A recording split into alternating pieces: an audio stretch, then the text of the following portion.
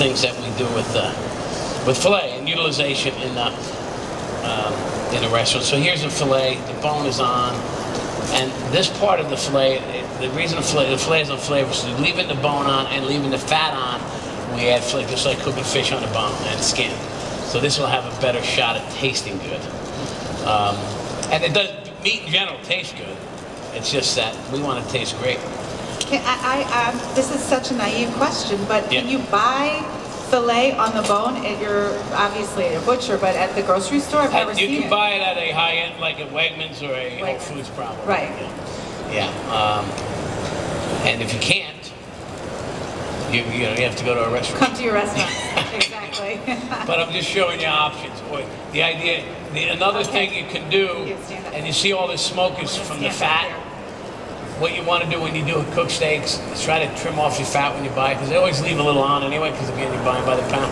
And render that off and save that, because that fat, especially on a good steak, could be used what you've based your filet mignon with. So, Chef, we have a question from Ed. Just real quick, Chef, is there any way for a civilian to be able to do any kind of a quasi-dry aging at home? Is there any way you can dry age at home? Is that the question? Yeah. You can dry age. One of the things about dry aging is you dedicate a whole refrigerator to dry aging, so it doesn't absorb any other flavors, whether it's vegetables, fish, fruit, anything. So the walk-in, the only thing it has in there is meat. Even if you put cardboard on the floor of our walk-in, the meat will taste like cardboard, and that's led to a different invention.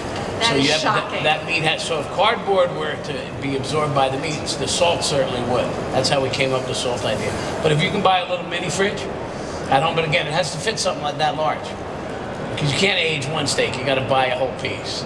So if you got a fridge or a stand-up or something, and you want to buy some of these, you can get these in certain stores, and go for it. Keep a certain humidity level and a certain temperature, and you want to have a little bit of a fan in there. Make sure the fan's on. You can do it at home. You just don't want to mix flavors. So this is the 55. Let's cut it up, and then we'll taste. I want to get your opinion on. I want you to taste the fresh one first.